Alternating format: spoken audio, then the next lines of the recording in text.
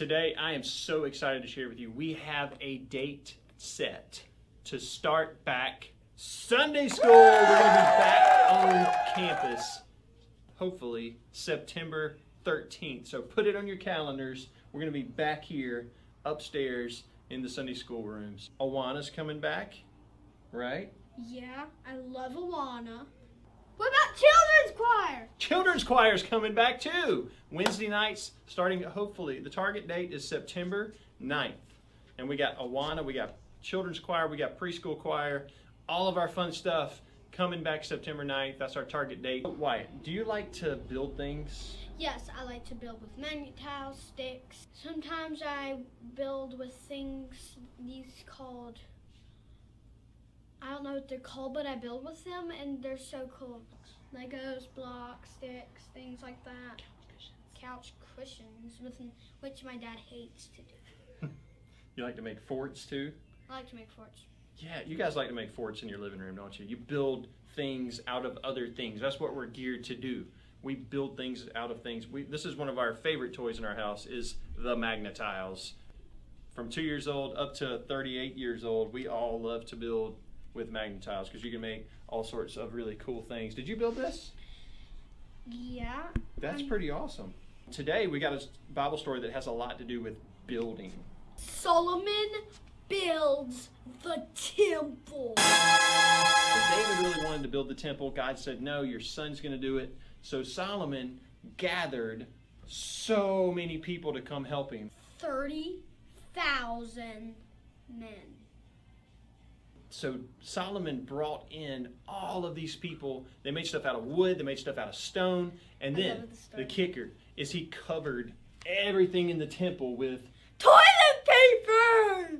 No, not toilet paper. He covered it in gold. He covered the whole temple in gold. So the cool thing about the temple is that's where all of God's people could come to meet with God. If they wanted to be with God, that's where they had to go, is the temple. They had to go there to worship God. So guys, we don't have a big temple built by Solomon today. So where do we go to worship God? We go to worship at church, go and pray whenever we want. Whenever we want. And to God. Yeah, we can talk to God whenever we want to. So we can pray anywhere. Even Africa. Yeah, we can worship God here. Clear. What about the middle of the ocean? The middle of the ocean? Yeah, we can worship God here. What about Antarctica? I didn't say for this to pop up. I just said a question about it. In the desert? Yeah. Whew. We don't have to have a special place. Now, we do come and meet together at church like God calls us to do, but we can worship God wherever we are, even if we don't have a giant temple covered in gold. Toilet paper.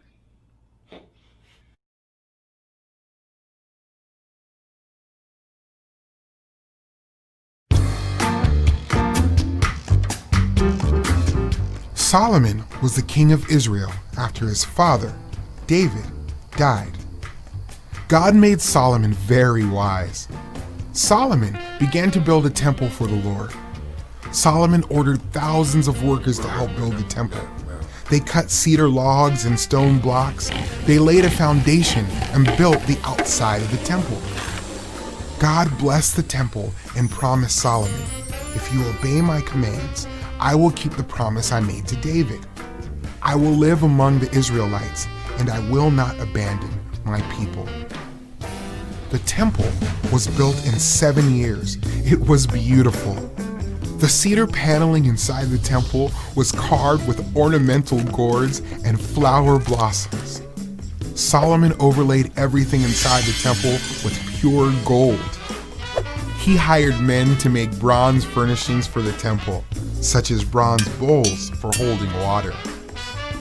When the temple was complete, Solomon moved the Ark of God from its place on Mount Zion to the new temple in Jerusalem.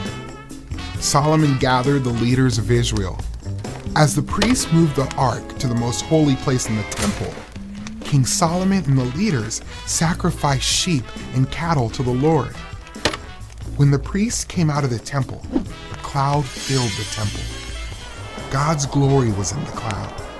Solomon turned to speak to the Israelites. "Praise God," he said.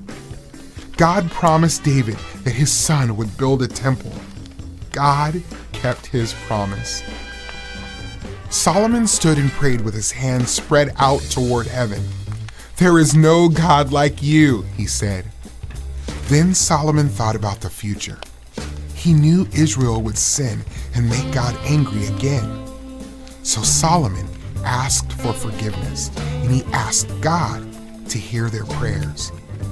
When Solomon had finished praying, he encouraged the Israelites to love and obey God.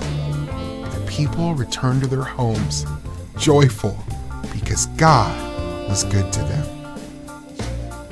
The temple was a place where God was good with his people.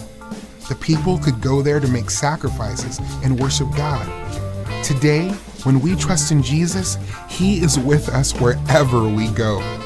We can look to him for forgiveness and help.